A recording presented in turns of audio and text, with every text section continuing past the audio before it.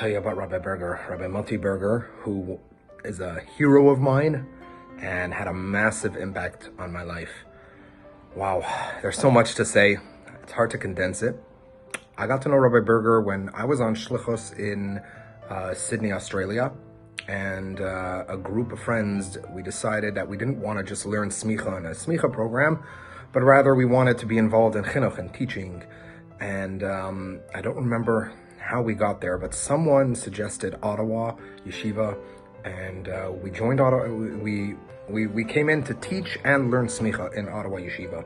I grew up davening on a weekly basis, and when I was a little older on a daily basis at the Young Israel of Ottawa, and therefore, I mean, just do the math. You know, I grew up really having daily exposure to Rabbi Berger, Zecher Tzaddik Livracha, and I right now am a pulpit rabbi, and I saw him growing up as my shul rabbi, and to say that he had a profound influence on my life and currently and my current reality is not, it would be an understatement.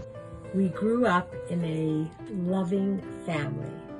You're the oldest boy, I'm the oldest girl, and we grew up with a mother and a father, Mommy and Daddy, Bubby and Sadie Berger, just loving us so much from morning to night. We knew we were very, very loved. I have fond memories of going to the park together with the whole family, the whole Berger family, Sunday afternoons, and we played and we fought, but we loved each other. I'm Mata Berger. I live in Los Angeles, and I'm the first Mata Berger to be named after my very special deity. I feel so special to be named after him. I was only born because of Rabbi Berger. I don't think my mother would have had children if she hadn't become religious. And Rabbi Berger, alav shalom, was the prime example of a shliach of the Rebbe. And he brought my mother close, and my whole family close, to Yiddishkeit. When I was a teenager, going through my adolescence, I went through a really hard time, especially my own identity as a Jew. I really struggled with Judaism.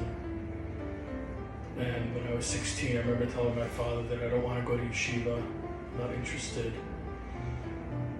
Somehow I ended up in Ottawa, Yeshiva Sateras Menachem, run by Rabbi Berger. And I don't know what it was, but I started to feel like I really belonged. I started to feel like Judaism meant something. There was some purpose. And I ended up spending 3 years there. And from there I ended up going on to do smicha in Sydney, Australia, become a teacher, and later on I went to university, and now I'm a licensed therapist in private practice and a successful practice, and Rabbi Berger deserves a lot of credit for that.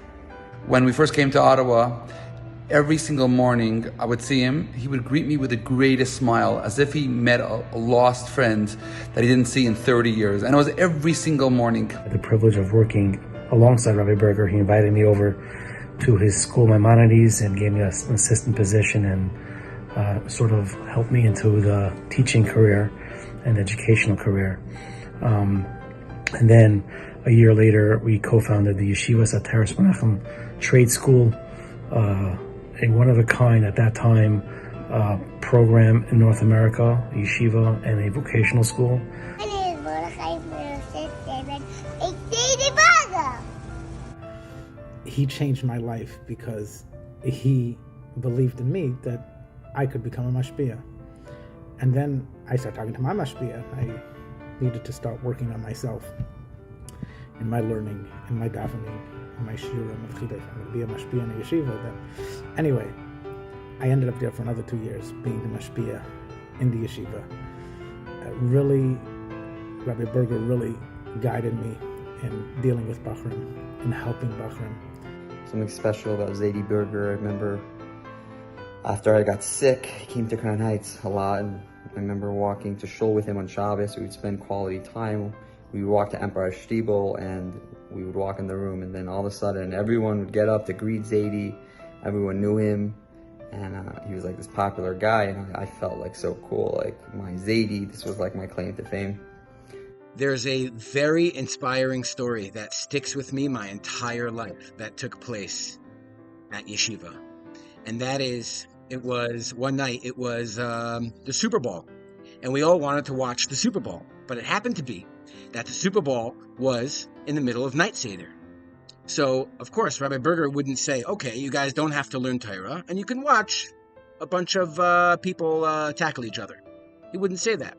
But we all really wanted to watch the Super Bowl. So we're saying, please, please, can we watch the Super Bowl, watch the Super Bowl? And he really saw what we wanted to do. But it was total bittul Torah. There's no way you're going to cancel Night Seder so we can watch football. So he came up with an idea. He said, we're not going to take away learning to watch football. However, during your lunch break, if you guys learn during that time that you normally wouldn't be learning, then I will let you take off Night Seder because we're not losing out on learning. You're making up the learning during the lunch break that you're going to be on. And then during Night Seder, I will let you watch the Super Bowl. Of course, no halftime show. So we decided, deal. And that lunch break, you would think some guys would be, oh God, we have to learn during break. That hour was the best hour of learning we had the entire year. I love you, Zadie. Miss you, Zadie.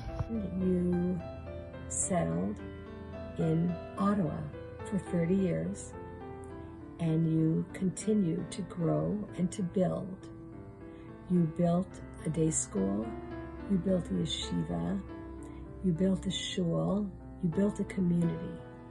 But the most important thing that you built, Mati, was your family, your beautiful family, who you loved so much.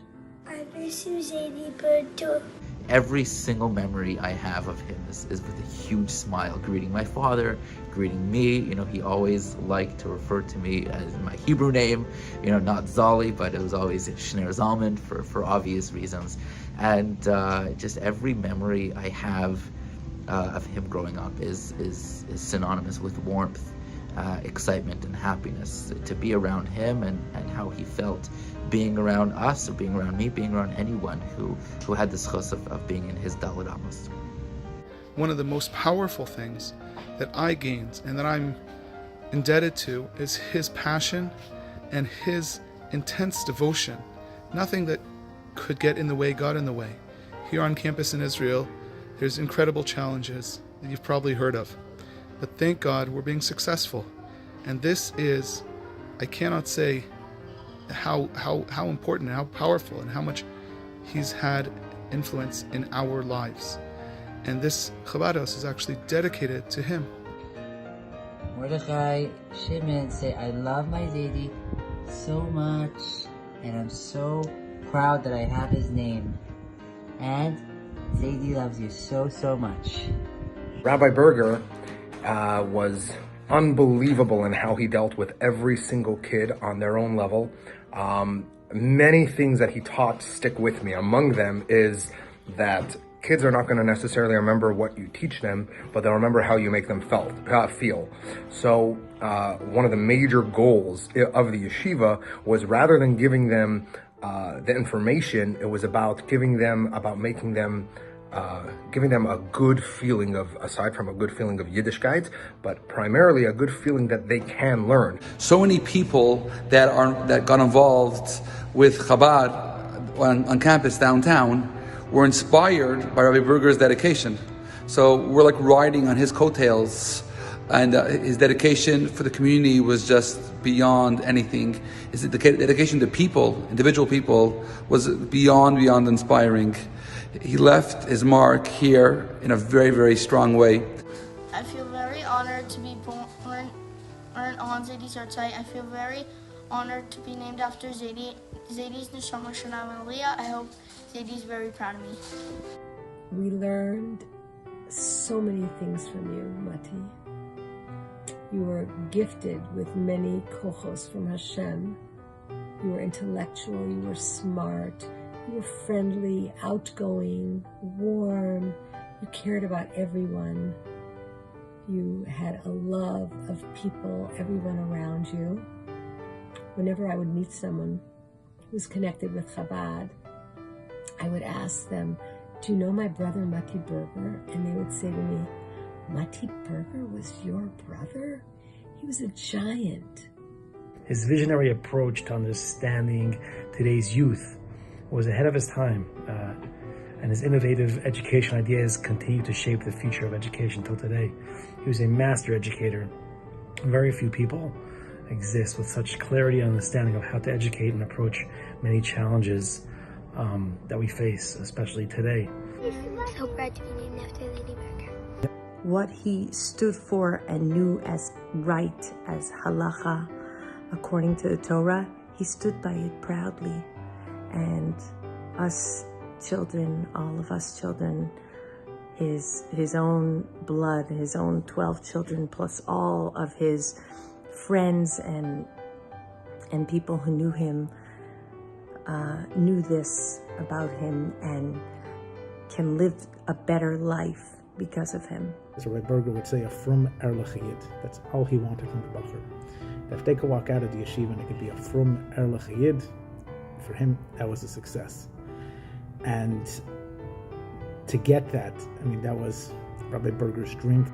Hi, Daddy. I love me. Want to see us now. I think that Rabbi Berger I know he understood the value of looking at someone as a neshama, looking at everyone as a neshama, just a neshama stuck in a body. And the goal of the yeshiva was to bring out that neshama. Going to him for guidance and him giving me the confidence to educate has driven me to where I am today, my educational position for over 20 years. Rabbi Berger's profound influence continues to resonate not only in my life, but in the lives of everyone who he touched, our family, our children, and those who were blessed to have the opportunity to be in his life. We're lucky. May his memory be a blessing, and maybe we all continue to give him tremendous nachas, and his legacy is going to live on forever, especially till Mashiach comes. It should be speedily today.